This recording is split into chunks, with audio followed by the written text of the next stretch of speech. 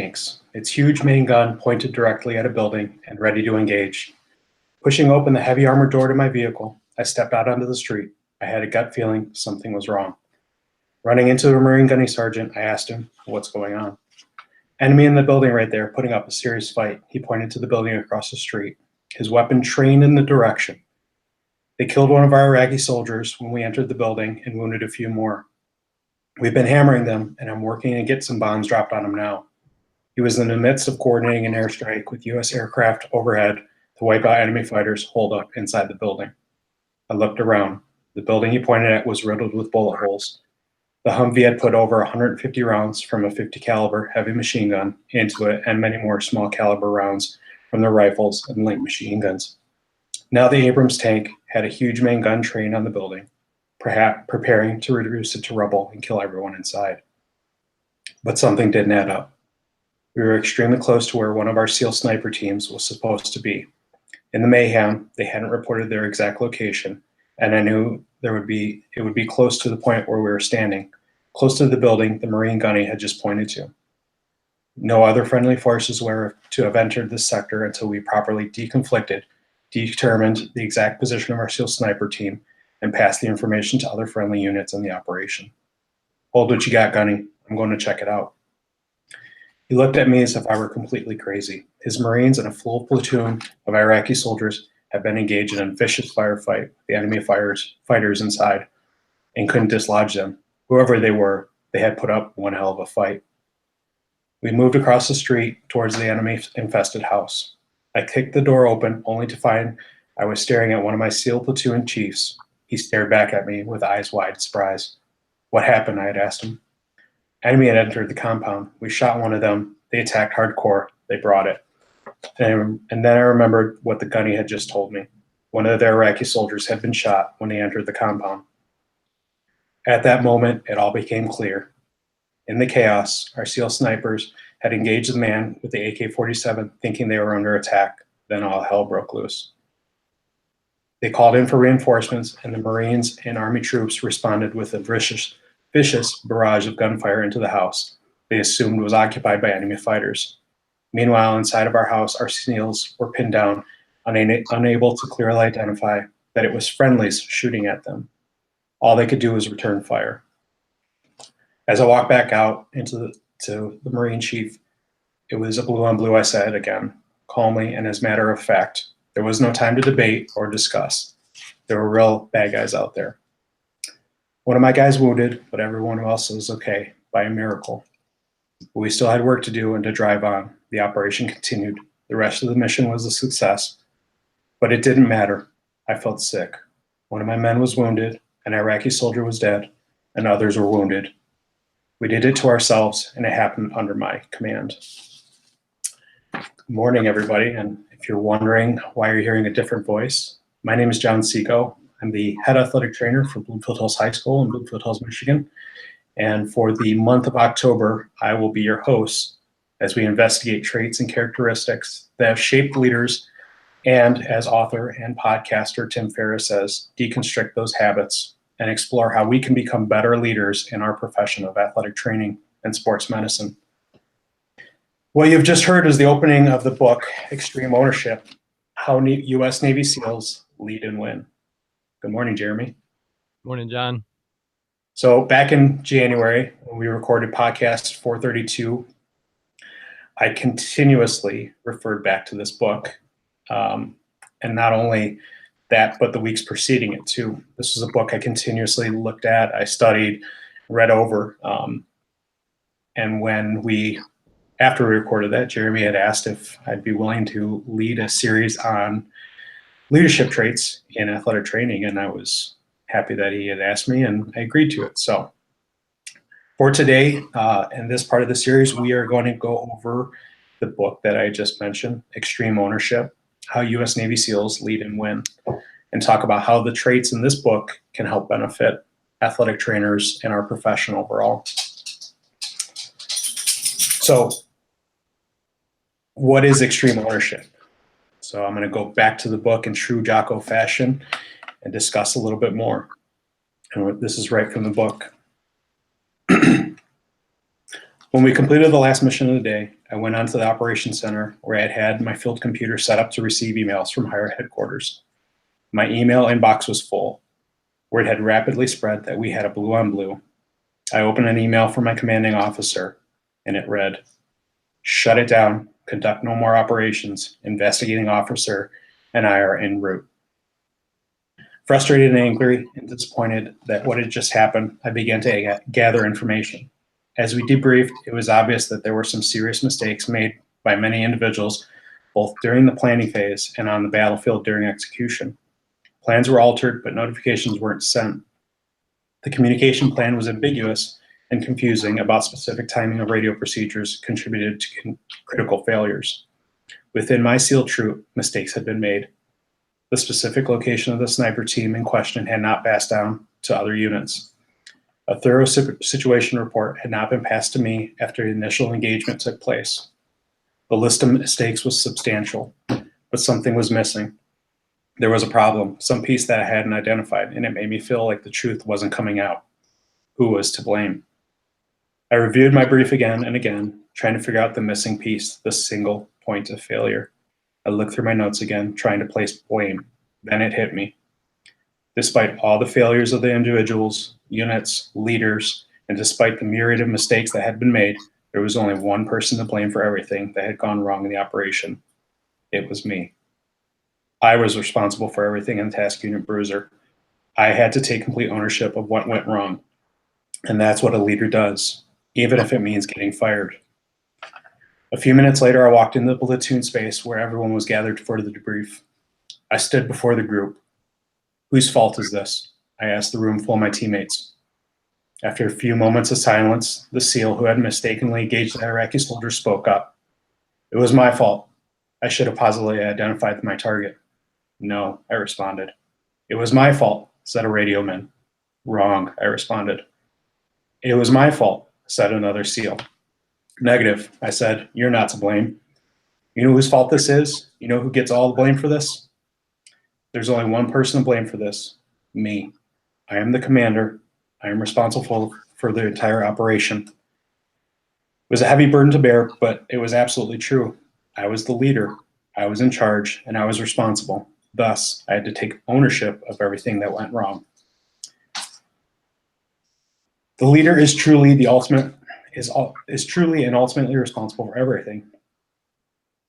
That is extreme ownership, the fundamental core of what constitutes an effective leader in the SEAL teams and any leadership endeavor. So that's part of the book, the first chapter of the book. And, Jeremy, I happy enough to buy the book for, and he was kind of got after a little bit and purchased the audiobook. And how many times have you read the book now? Well, I listened to the audiobook twice already, and then I've gone through the book once. Okay. Yeah, so this is a book, for me, I purchased back in 2015. I think right when it came out, I was lucky enough to find it, or the book found me almost. And to be quite fair and honest, it took a long time for me to actually read the book or to get it going. I was reading it, and for me, I was having more problems with, I think, the ego around it. How can I take ownership of certain situations in my life and in my profession? And it was hard to wrap my head around, like, how do I really use this in my life? And maybe sometimes I even thought, like, I don't need this stuff. So it took a long time for me to actually get going in the book. And then eventually I had to sit down, and in a way I just said, I need to finish this book just to finish it. Like, I need to get this off my shelf.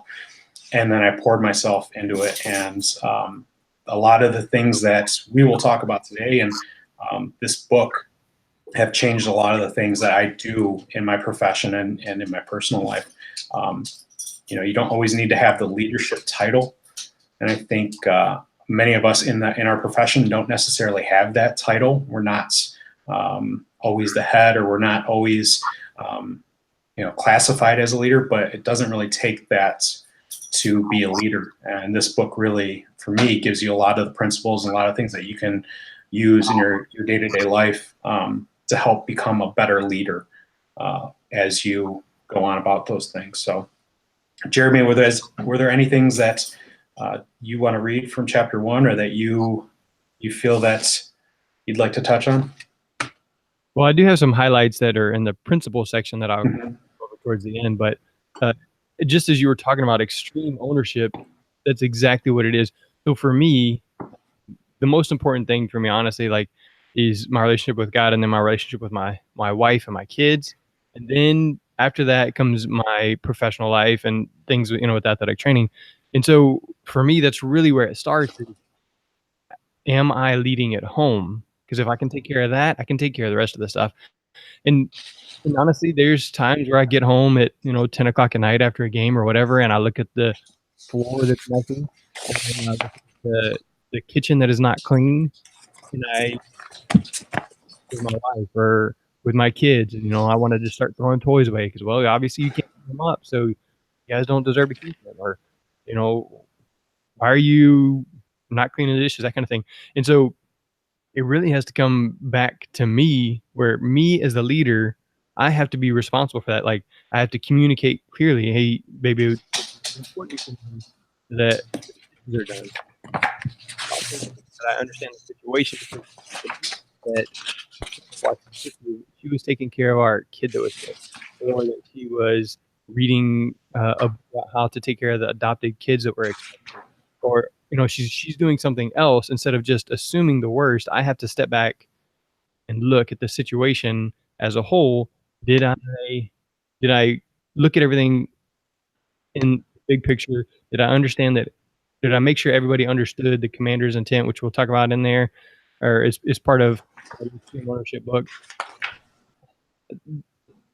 There's just so much in there that I can blame other people. Right. Instead of blaming my kids, my wife, the dog, the neighbors for playing their music loud at 10 o'clock or whatever it is, I had to stop and look at my situation. What am I doing?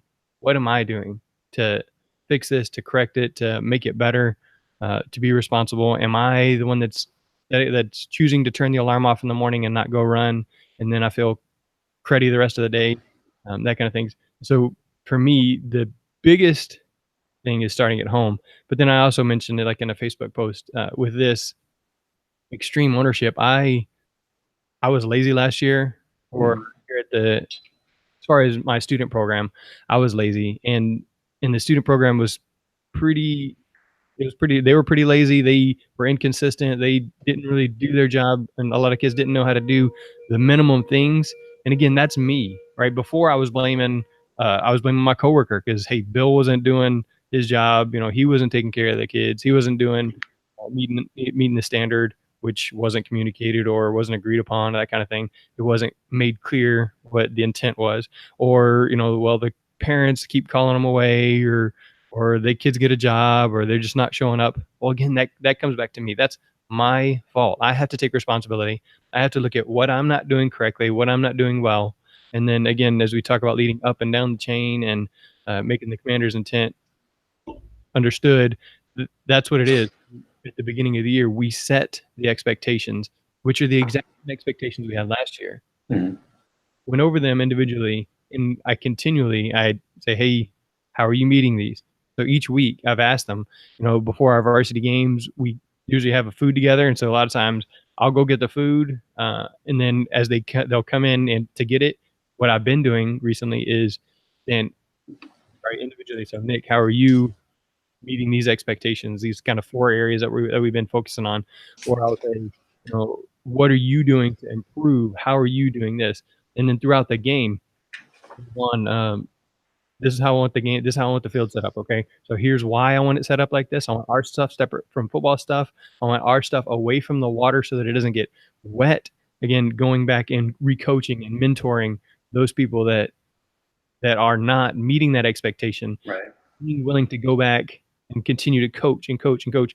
And that's one of the highlights that I know that I have down there, is you got to be willing to mentor and reteach those things over and over again. Or if it comes to a point to where they won't learn what things, and have to be willing to cut them loose. Set this expectation. We had a senior who had been in trouble Ended up going to had legal trouble.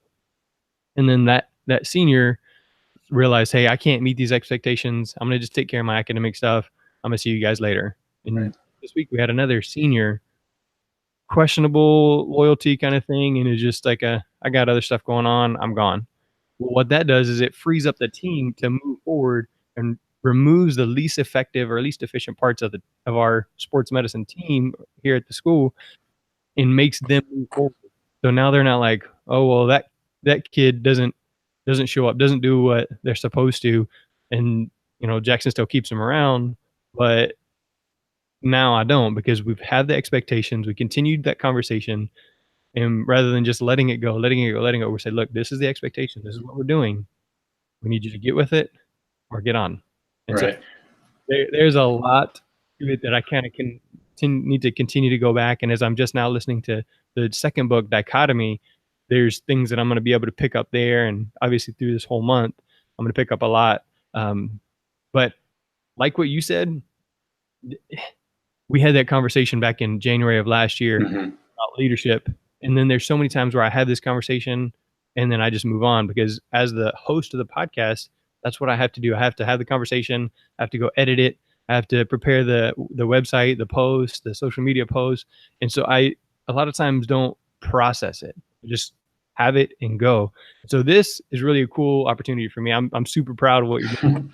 Got lots of guests lined up. You've done a lot of work, and this is actually the most homework I've ever done for any of the podcasts. So Don, I appreciate the effort and the commitment you put into building leadership in athletic training, and I look forward to where we're going.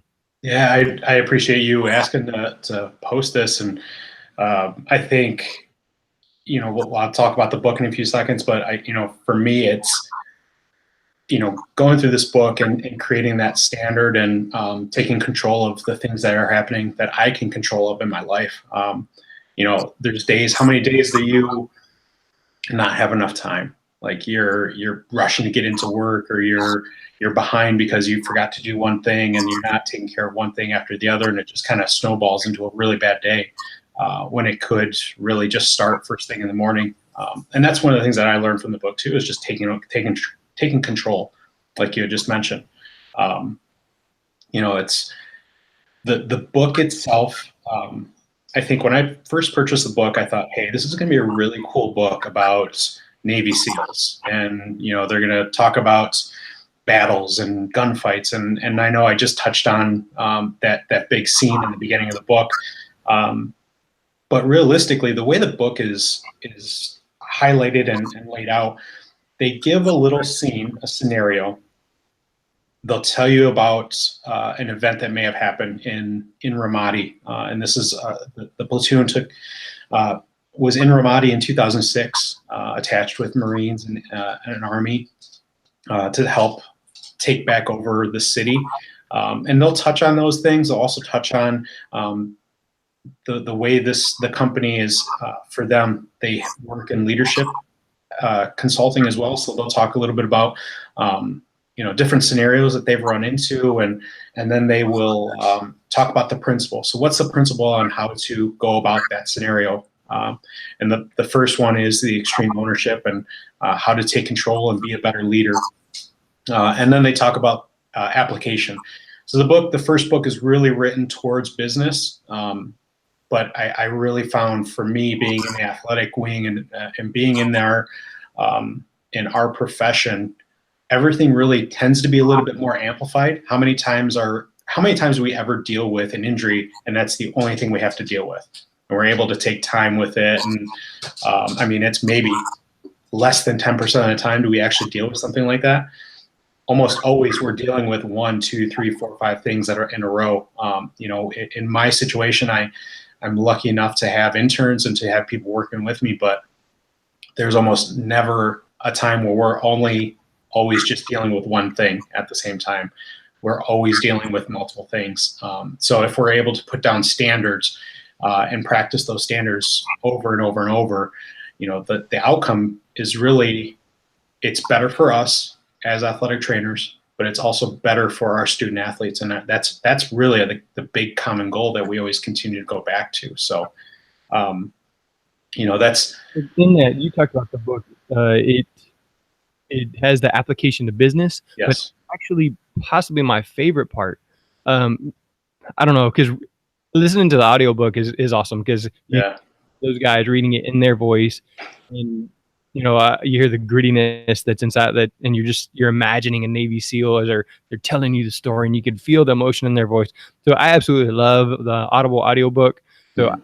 I would recommend anybody checking that out. Again, for me, I was listening to it, and then I read through it, and because then you can hear their voice and you get more of the feeling there. But the application to business is the real good part to me. It gives you some background. It gives you the principle that you're working off of, and then, hey, here's how we applied this. This is what it looks like in real life, and then that's easy to translate. Whenever he's talking about extreme ownership, I think he was talking about there was a CEO that was, or CTO, chief technical officers. I don't know. The stories are getting confused. Someone that was saying that this is the problem, but he wouldn't own up to it. Once he finally did, then they started working together well, and they made efficiency. And so again, the application to business doesn't just mean business, but application to any sort of, I guess, working system or life or process. And that's, for me, that's how I learn better, is how does this really apply? How does this really fit as a Mhm. concept?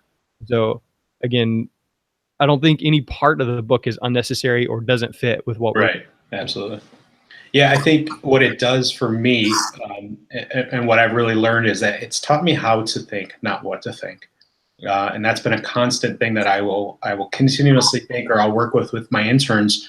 We come out and a lot of the curriculum, kids are coming out and knowing what to think, but then when things go wrong, they don't really know how to apply those things. They don't know how to think, and there's a big difference there. And I found that a lot of these books that we're going to cover this month, and a lot of the different traits, are awesome, and they're great because they teach you how to think and how to react in different situations. The amount of situations we deal with, and the vast array of situations that we deal with in our profession, you really need to have an understanding of how to do those things, because almost never in our profession are things cut and dry and linear. They are mass chaos, a lot of times. So, book like this, and like I said, the books that we're going to cover throughout the rest of the month, hopefully will give athletic trainers a basis of learning how to think through different chaotic scenarios and situations. So, not to belabor the point on the first chapter, I know when I sat down to write these notes, I wrote notes on every single chapter. There's, I believe, 12 chapters in the initial first book. And then I realized, if I write down notes on every single chapter, this is going to be like a 10-hour podcast. And we might as well just read the book to everybody. So I really implore every athletic trainer. This is a book that I suggest to almost everybody I talk to, especially athletic trainers. There hasn't been a week where my intern's dealing with something, or somebody's dealing with something, and I say, hey, you got to read this book. Or not read this book, or I'll hand them a chapter and just look at the things that I've highlighted. How does that apply to this situation? How can you deal with the situation with this principle? And then we'll talk through it. Obviously, I won't just hand the book and walk away from somebody, but so I want to move on. I know, Jeremy, you had a chapter you wanted to talk about. We're only going to touch on about four chapters today, and hopefully that puts the bug in people's ear. This is a book that they would like to look after and read through.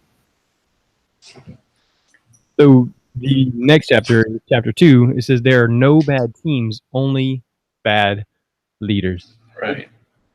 Obviously, that feeds right into, you can't really say that I'm the reason it's bad if you're not the circumstances and situations. And so if you get chapter 1 saying that a leader has to own everything, then you can get chapter 2, which is said there are no bad teams, only bad leaders. And they go on, they tell a story. Again, I don't want to ruin it, but it really is just a story of, there's two teams, one's really good, one's really bad, right? So you got like the Patriots and the Browns. Is that about right? Oh, yeah. Switching like Tom Brady to the Cleveland Browns and the quarterback over there to the Patriots, whoever their quarterback is. And then the Patriots still doing really well, and then the Browns also doing really well. So you're taking a team that was very, very underperforming, and because you're changing the leader, you're changing the outcome. So there was nothing wrong with the team. It was something wrong with the leader. And again, if you get one that as the leader, you have to be responsible for everything. You can't blame your principal. You can't blame admin. You can't blame the counselors. You can't blame the parents. You can't blame the students not coming in for rehab, right? You just have to own the situation, take care of it, go work up and down, and go from there. But you have to own that situation and then know that there are no bad teams, that there are only bad leaders. So again, with me, this starts at home, right? And so with the marriage, there, it's not just a level, right? We're just coasting along all the time, but in our marriage, there's highs, there's lows. There's, like I just said before, there's times where I'm upset with my beautiful wife that I love, and I'm telling her that she didn't do the dishes, that she didn't, I don't know, whatever it is, vacuum the floors, right? But at the same time, I didn't mow the yard, or I didn't fix the door that's falling off the hinge. I just haven't done it yet. Or I haven't put this stuff up yet. And so if I look at that as a team, again, I'm not saying my family is a corporation, but as the leader of that family unit, as that team, if I want them to produce efficient results, if I want my boys to grow up to be good men, not right, I want them to be good boys, I want them to be good men. If I want my wife to be a godly, encouraging woman, then I need to lead her in that direction. So it's really all on me. If I can't lead them, then it's my fault. It's my fault, right? Because I'm not giving them the encouragement they need, the opportunities they need, the mentoring, the reinforcement they need. So I have to go back and look at that at home. And again, coming here to the school, I can blame, like I said, other people. I can blame anybody. But if I own that, if I know that I am tolerating somebody skipping practice, I'm tolerating kids failing, I am tolerating kids not coming in dress code, then that is my leadership, right? If I am saying, guys, this is what we expect. I understand some of you are new. This is your first, second week, third week, and you might not have you might not have enough clothes to wear to every day of practice. So I want you in a school appropriate shirt until we can get everybody enough t-shirts, right? I want you, black shorts or black bottoms, because that's what we expect. You need to do shoes, not sandals. Understand that we're at football practice. It's been raining for 2 straight weeks here in Pasadena. It's going to inappropriately. Encourage them. Don't allow them to just continually slip by. I'm not perfect. There was a couple kids yesterday that were out of dress code, but I remembered, probably because we're doing the podcast today, that hey, we need to make sure we're wearing black bottoms and not jeans. Right? Hey, you have to leave early. Okay, you know what we expect. You know that today doesn't count then as one of your days worked. Whatever, you need to come on another day. This is what we expect. It was laid out. This is what we agreed upon in the beginning. And so if I continue to reinforce expectations, making it simple, then these are it. I'm not expecting you to be a college level athletic training student or a professional. These are the minimum standards that I expect, and we're going to continue to grow from there. Then they understand that. And that's kind of what weeds out some of those other kids, like I mentioned, just to because I'm holding those expectations and those standards. And that this past Friday night or Saturday night at the varsity football game, it was, like I said, almost perfect. I ride with one of the coaches and help him get some of the equipment out. So I get there, and then I unload his truck. The kids get there on the bus. They unload the bus. They fill up the coolers. They set up the locker room. They do the cooking in the locker room. They set up the sidelines, fill up the coolers, the bottles. Like literally There was nothing I had to do before the game to prepare. Oh, I had to give them the water key. Right. Then during the game, the only thing I had to take care of were things that only I can take care of. When there's an injured player on the field, I took care of it. But if there was a cut, the kids didn't even come to me. The athletes didn't even, they went straight to my students because they can handle all the first aid stuff. They can tape the fingers, the wrist, the hands, or they can cover the wounds. And again, that doesn't come from an accident, right? That's because we're setting that expectation, but also as you're going to be talking about, like leading up and down the chain and empowering junior leaders. And there's so much stuff in this book that when you put it all together, that you realize that you step one is take ownership, and then the other thing fall in line as you continue to practice that. Yeah, one of the things you had mentioned right there, and I know you've said it in the past, it's setting the standard. What is the minimum standard for what you expect? And one of the lines that I love in this book, and I know you've stated it before, is you promote what you preach, right? So if you're constantly letting things go, if you're setting a low standard and things aren't being met, then you have to be happy and you have to be okay with the outcome of those things. So if you have a really low standard, if like for you, if you want your students, or if you don't care what they're wearing, and then 2 days later you realize, a girl or a guy are wearing something that is, inappropriate, you can only be mad at yourself because you didn't set the standard high, and you also have to have a reason why you're setting standards too. I mean, if you're going to set a standard that everybody has to wear a suit and tie, well, why, right? The standard has to have a reason behind it too. I set a standard this year too with my interns that we have a dress code, and we'll set the dress code and we talk about it.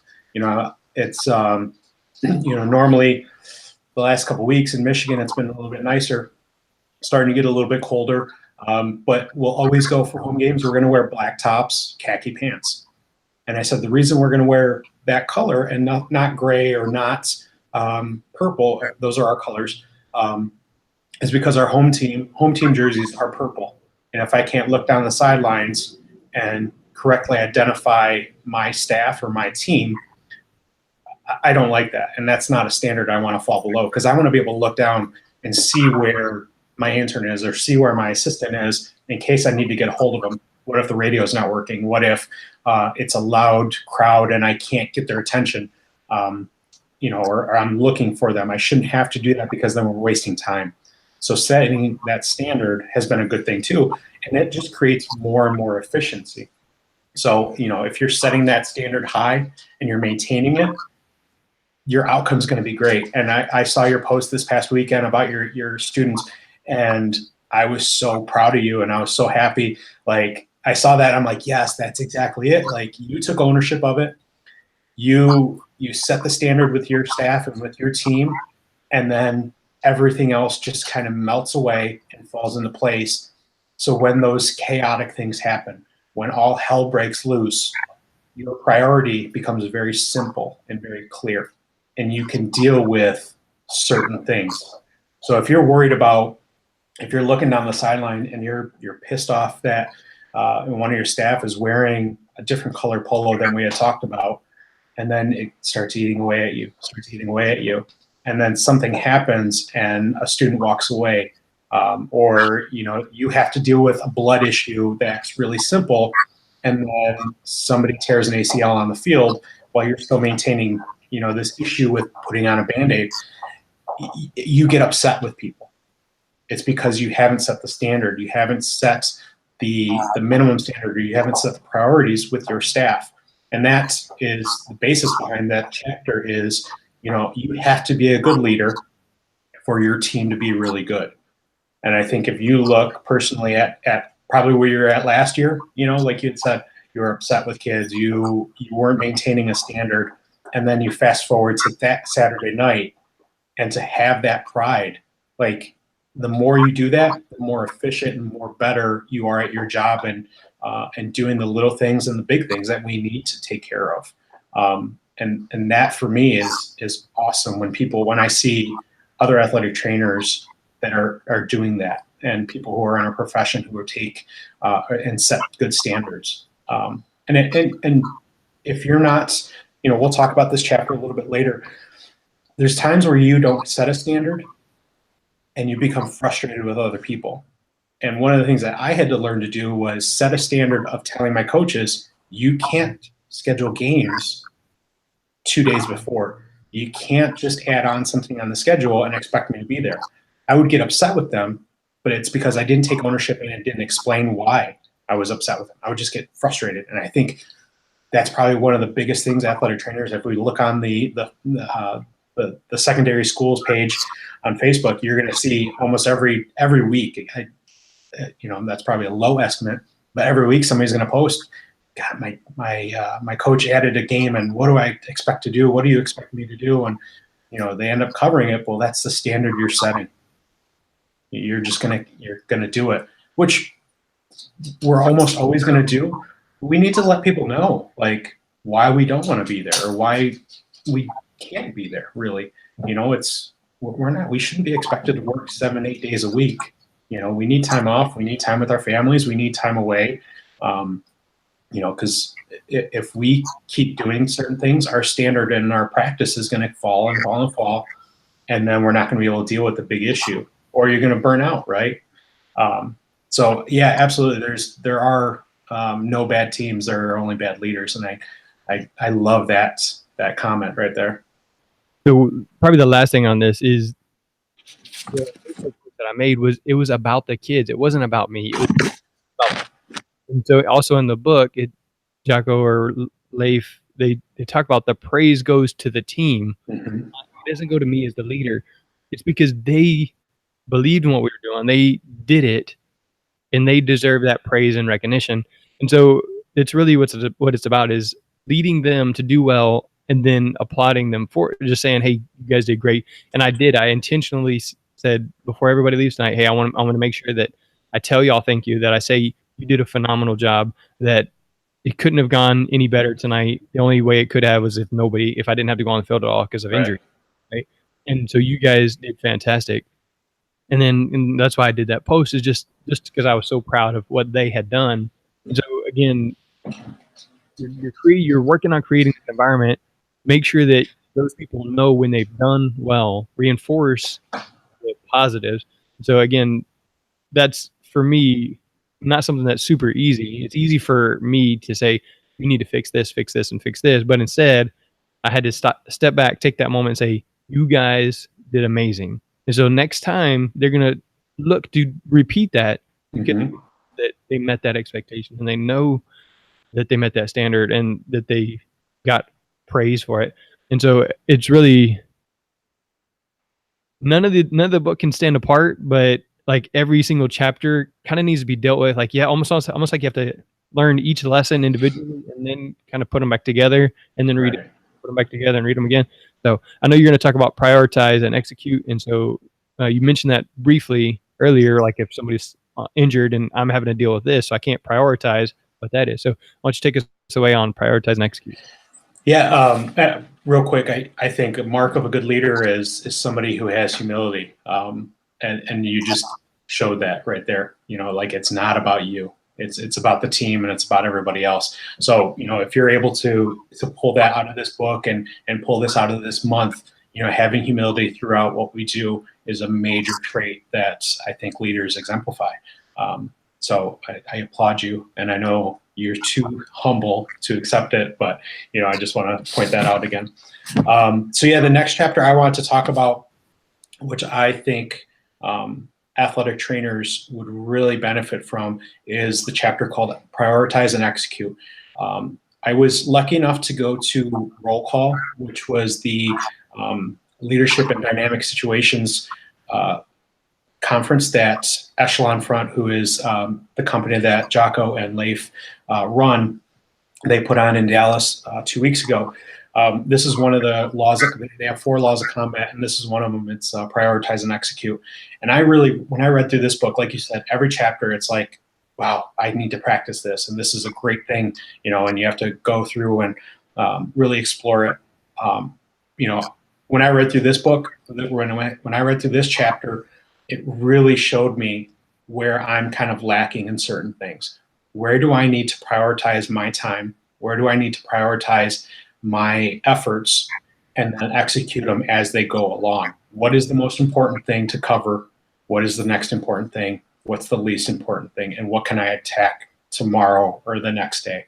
When we talk about this, the book really talks about a scene where kind of all hell breaks loose, and they're dealing with certain, people kind of going all over the place. And really, I've kind of gone back and forth. Do I want to read some of the book? Do I not? I'll touch on a little bit what I heard at roll call. And one of the people who work for Echelon Front, his name's Mike Sorelli. He walked up onto the stage and he talked about a scenario where it was him and 3 other SEALs were on a rooftop, and somebody had thrown a grenade up there. He was hit. He was in charge of that small platoon, and it was mass chaos where he had taken shrapnel in his hip. He was in a lot of pain. They knew that they were going to lose one of their other teammates, and then the 2 other guys, and the radio was already out. So talk about mass chaos where, you're losing a team member, you're injured in a lot of pain, you have another guy that's, as he put it, combat ineffective. And then the only way to get word out to the other SEALs and the other people he was with is now gone. So the radio is now gone. So what did he have to do? He talked about stepping back, and it's something that they talk about in the book called detach yourself from a situation, but really breathe, relax, look around, and then make a call.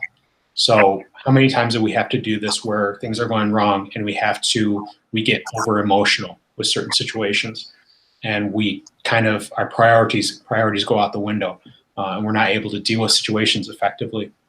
For me, that example really highlighted how important things can be, but really the importance of breathing and stepping away for a second to reprioritize and relist what you need to be doing in those situations. When I look at athletic training, I look at how many games do we have to cover, what games are important, where do we need to send certain people.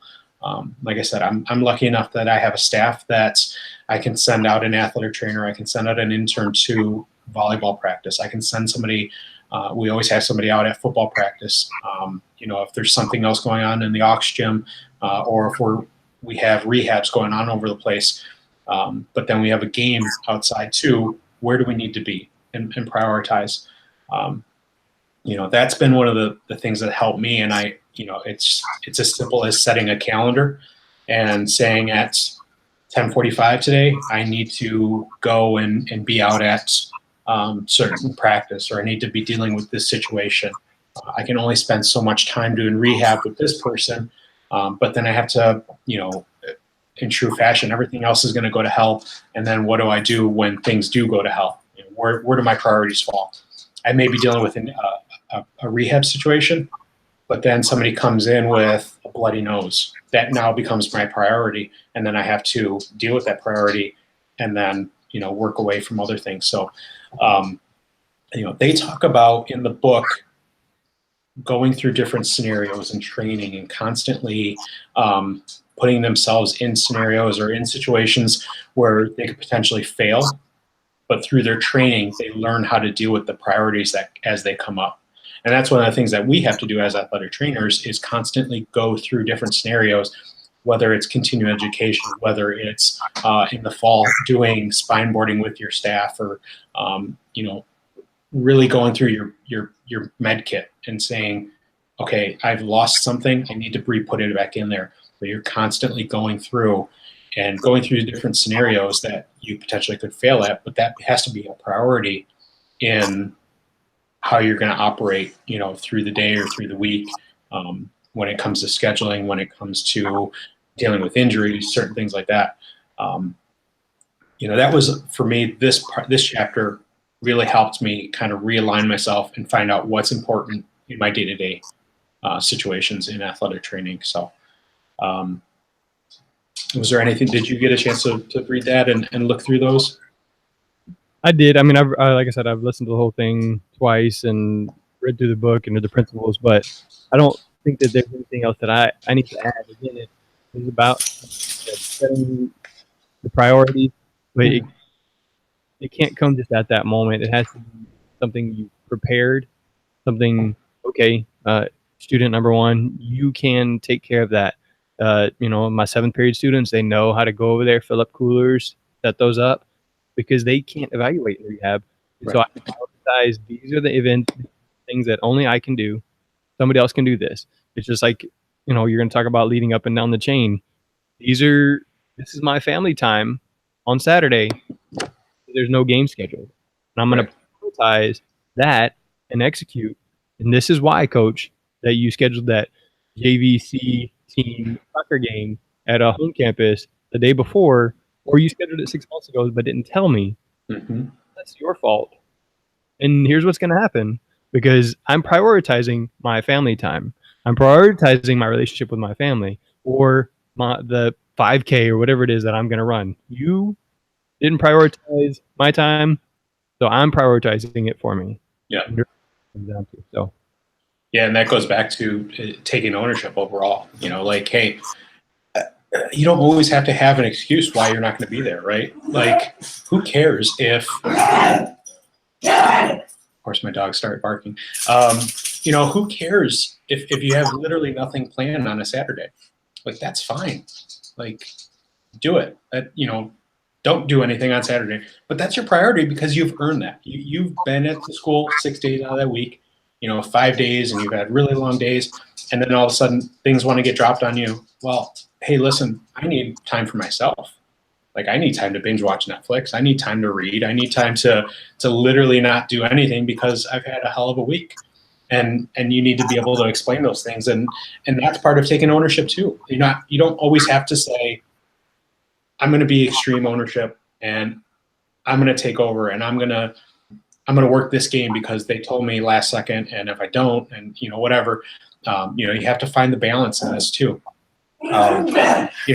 For me, the other part in the book, which I thought really helped my profession. 1 second. Go, John. You got to own the situation, John. Yes. Real life example. So one of the things that I found in my, maybe not profession, but in my experience at my school, was learning how to lead up and down the chain. And we've always, I think, it doesn't matter if you're in a leadership position or if you're, in a certain area where you don't have a leadership title, you can always lead down the chain. It's always easy to tell people what you expect of them or what to do. That's always an easy thing to do. I think one of the things that's really hard for athletic trainers to do is to lead up the chain of command. How many times do we kind of hit on this a lot today? How many times are we upset about games being scheduled at the last minute? How many times are we upset with our ADs or our principals? But we don't necessarily take ownership of the situation and tell them why. What is important to us, and why do we need things to change, right? I think this part of the chapter, so this chapter's almost a 2-part chapter. It talks about leading up the chain, and then it talks about leading down the chain. And I think both parts are great, but for me, it was learning how to really speak up for myself and say, hey, things need to change, because if not, I'm not going to be an effective person at this position, or I'm not going to be who I want to be, and reach my personal goals of being a good athletic trainer, being somebody who's reliable to my friends and family, because I'm not voicing those things. And the book does a really good job of, you want to be a part of something probably bigger than yourself, but then you have to let the people who are above you understand why you want to be a part of that.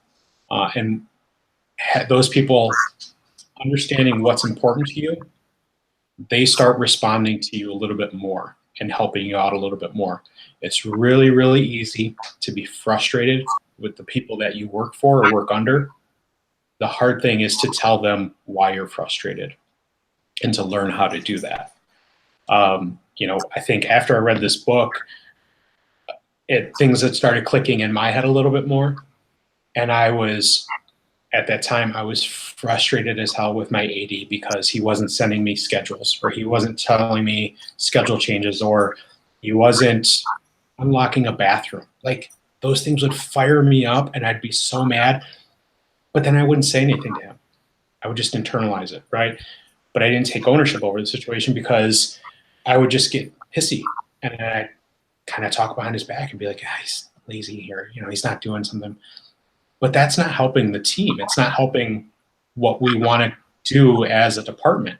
So I had to say something, and I had to be like, hey man, this is important to me for you to do this or for me to do this.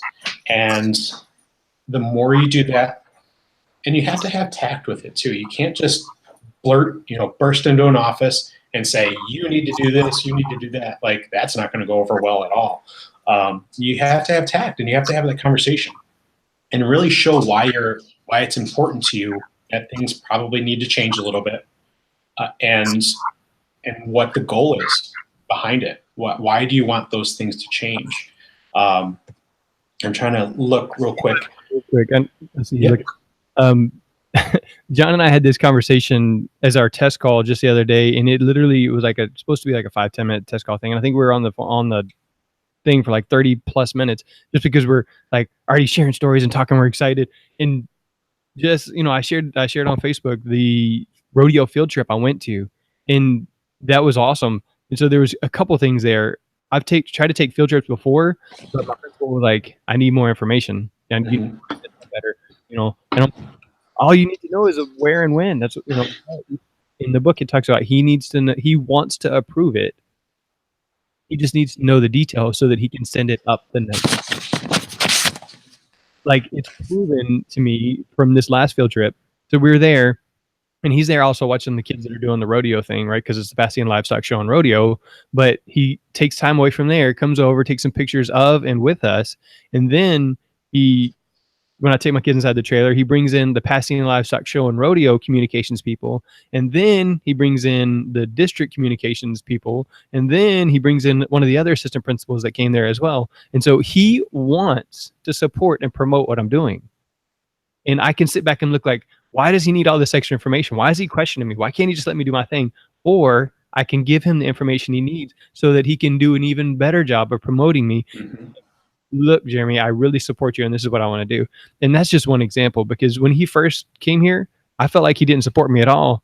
But again, it's because I didn't make an effort to get to know him or tell him who I was or what I did. And the same thing when I talked with one of our school board members. He specifically said, Fred Roberts, there's an interview, if you go back on sportsmedicinebroadcast.com, search Fred Roberts, that interview with the school board member.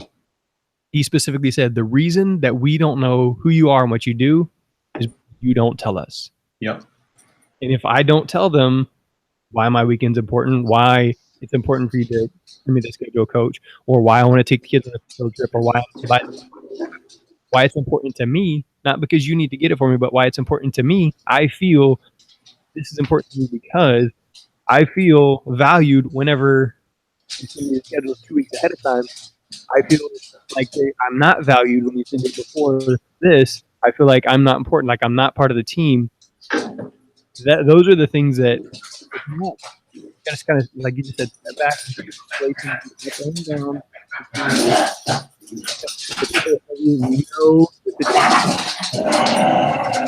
was going crazy. Hear it in the video, but I can hear it, and I can see John reaching over. I think he's playing like tug of war with his dog at the same time. Best appearance, but so I love this concept. And again, like you said, there's so much tact involved. And one of the biggest things I think you can do is use I feel statements. So absolutely.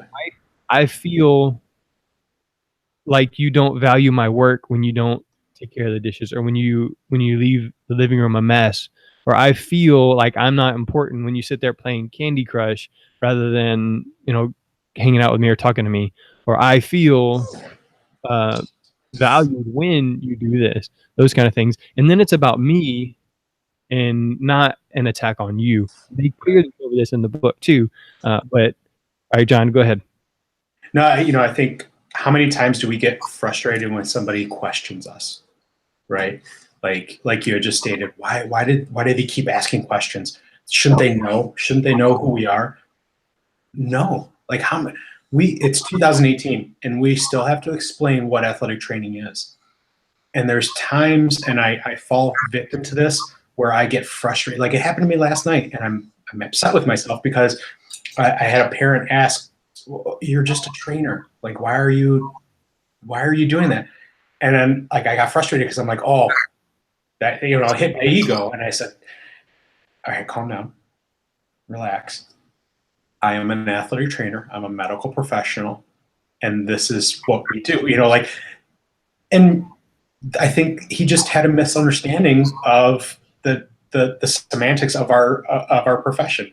He probably thought I was a personal trainer who had reduced a dislocation and was wondering why the hell is a personal trainer doing that. And it's no, I had to explain to him. And it's tough because it takes a big shot to your ego. And I think everybody has an ego. It doesn't matter who you are. Everybody has an ego. And when you're able to like walk away from that ego for a second and explain to the person, what it is you're trying to do, that's really what leading up the chain is explaining more and more. And you had talked about the permission slips for the field trip. And you're like, well, why do they want that? Well, they just want more information a lot of times. And what you're doing is when you lead up the chain of command, you're automatically deconflicting any conflicts because you're giving more information. The thing that I've always found is that people, when you have conflicts, is because there's a miscommunication or there's a misunderstanding. So the more you can communicate, the more you can add on, the less those situations arrive, and the better you're able to work together. This happened to me last year where a coach was he was yelling at me about something, and I literally had to say, I don't understand where you're coming from. I really want to understand why you're upset so that we can work together. And it was easy because I wasn't the one upset at that moment. He was upset about something, and I just I had to deconflict it. But really, once he told me, I said, oh yeah, okay, great. Like, we're going to work together about this. And that's a situation where he had to lead up the chain really to me. And there's other times where, I have to have a conversation with my boss about what's going on or what's a priority for us. And he may question it. And almost never it's a question of who you are. It's just they want more information. So being comfortable with it, having tact, giving that information over give too much information, and that could be a good thing, because if you don't, you have to realize that most of the time it's your ego that's going to make you upset. Let that go, give the information, and things tend to work out as a team much, much better. So that was one of the things that I really liked about that chapter. It gave me the power to actually go up to my boss and say, this is what's important to me. I want to be here as part of this team. And then, we had to have a negotiation about my contract, and things worked out well because they weren't realizing the things that I was doing outside of my job. They didn't realize the importance of certain things that I was doing. So once they realized that, it literally paid dividends for me. I mean, it helped with my contract.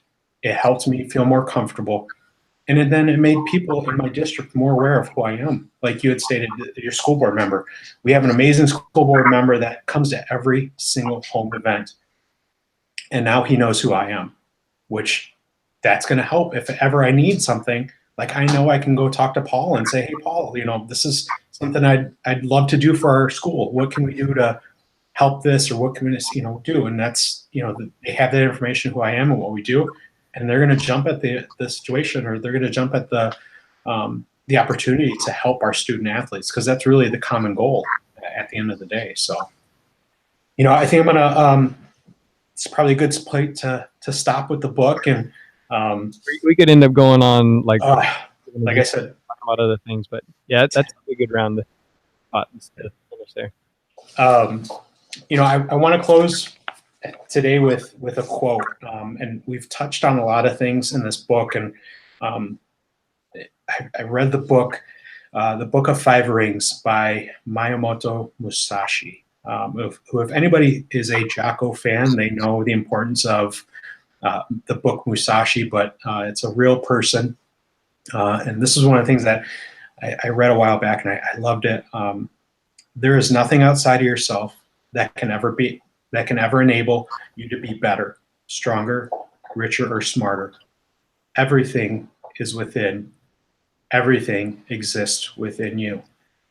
And the reason I wanted to touch on that quote was, even though this book gives you principles, even though this book gives you examples and applications, if you don't want to be a better leader, you can't be a better leader. These things have to come from within you to be a better person, to be a better practitioner, to be a better person overall, and be a great leader in our profession. And that's one of the reasons why I wanted to do this podcast, and I was happy that you asked us. I don't think we're necessarily going to make the next president of the NATA, or somebody's not going to hear this podcast and say, that's it, I'm going to be the president of the United States. But if you're able to take a little bit more control in your day, you're going to take a little bit more ownership of your situation and your scenarios around you, you are going to be a better athletic trainer overall. And that is my goal for this podcast series, and helping people work their way through those things. If I have one action step from here, it is take action. Take one of these things, just one, and work on it. If I may recommend getting the book on Audible, again, you can either sign up for the year-long thing or the monthly thing. It's like $14 a month. Or you can find like a Groupon and get like a year for $100. So you get like a couple extra bonus credits. But I highly recommend the audiobook, because you get to hear it, you hear their voice, the excitement, unless you just really can't stand audiobooks. But I highly recommend it, and it makes it easier for me to understand. And so just take chapter 1. You go with chapter 1, extreme ownership. Understand what it is, what it looks like in your life. Maybe write it out, take notes like John did, scribble all over the book, all over a notebook. Chapter 1. I'm gonna show people right now, if they're watching. This is not just for the podcast. Like, if you can tell, all the notes and stickies, that's just typically what my book looks like. That's before I even started to write down notes in here for the podcast. So that's how important and how impactful this book has been for me. Exactly. So don't get overwhelmed by all of it. Take one step. Just take one step. Start with chapter 1. Look at what it looks like in your life, and then go from there. Again, just one step. If you take just one step today, and I know that it's one of those little social media things where the Admiral was talking to one of the universities, if you make your bed in the morning, you accomplish that one thing. Or Jocko always talks about, you turn that alarm off at 4:30 or whatever time you set your alarm for, then you are mentally weak and you have lost that first battle of the day, right? So if you win that just one battle of taking step 1 of owning everything, then you're already better than you were yesterday. You're already moving forward. There's many times where you fail and you don't own the situation, you still blame people, but it's about the next day, the next time. So, John? So we're going to close every podcast of this series with closing gratitude. I think if you can show some gratitude, it creates a little bit more humility and helps you be a better leader. So Jeremy, you're up. Is there anything that anybody you'd like to thank? Or Yeah, I forgot to mention this episode is sportsmedicinebroadcast.com/extreme ownership. So you can find show notes, you can find links. I got a link to the book that's actually kind of like an affiliate link. So if you click on that, order the book through there, then it benefits me somehow, probably like a penny or something. You can check it out there. So I think it's October 10th is when this should be released. So one week from tomorrow. And so again, sportsmedicinebroadcast.com/extreme ownership. But if I'm gonna go ahead and distill to one is my wife. Again, just even this morning, she just texts me and say, "Hey, I love you. Do well today." And really, I am super grateful that she chose me to be hers, right?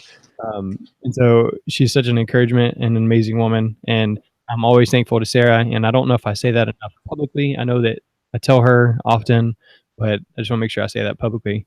And then also, John, this is your series, right? I said, "Hey, what would you be willing to do this?" And you said, "I would love to." So I set the microphone, and then that's all I had to do, right? And so you've gotten all these guests lined up. You've gotten all these notes. You've encouraged me to grow because this is the most homework I've ever done for a podcast, and it's probably been the most rewarding. Like I said, I have all these conversations.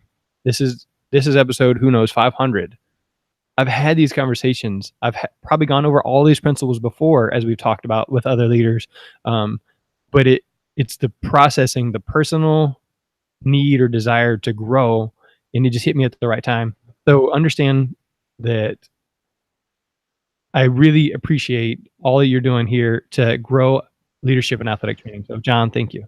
I thank you very much, Jeremy, for asking me to be on it as well. I'm going to thank my friends and family who have kept me accountable. I put a lot of these principles in action in my life, and I want to thank those who have kept me accountable. My interns, the people I work with, my staff, for holding me accountable and to practice these principles on a day-to-day basis. I want to give a quick shout out to Ron, who is our station manager at WBFH. It's a radio station at the high school, who sat me down last night, and I was nervous as hell, I think, going into this, but he sat me down, helped me out a lot. So I really appreciate him and the people that I work with, and like I said, my friends and family. So we're going to do this every single episode. We're going to give a good closing gratitude. I'm always going to try to leave it blank in our show notes so that I can think about it a little bit more. So Jeremy, once again, thank you for having me on here. I thank everybody else for joining us, those who stuck with us this last hour, joining us on the Sports Medicine broadcast. We will actually be back tomorrow. We are going to be speaking with Kurt Andrews, who's the director of sports medicine for the Sporting Kansas City. I almost said Kansas City Wizards. They haven't been known as that for about 10 years now, probably more than that. But he's the director of sports medicine for Sporting Kansas City of the MLS. And I really look forward to talking to him. He's a younger guy, but he's been in a good leadership position for the last couple of years. And I'm really looking forward to seeing some of the traits and habits that he keeps, and really continue this discussion tomorrow and through the rest of the month. So thank you, and thank everybody for joining us. So before we actually finish off, there are people who are watching live. We had several people on Facebook Live, and I know Owen Iceman, he's been here before. He was making some comments on Facebook, and then Jason Porterfield. Is that somebody you know? Yeah, I know Jason. So you got some fans watching you live on Facebook there. So, and Jonathan Reedy give us a thumbs up, and so again, thank you for listening live, checking it. Even if you just popped in and popped out for a little bit, go back, listen to it. But really, it's really cool when we get those comments and questions, and I look forward to the continued conversation after this. So, John, are you going to do the typical sign off that I do there? No, I'll let you do it. All right. So for John Ciecko, Jeremy Jackson, sportsmedicinebroadcast.com/extreme ownership.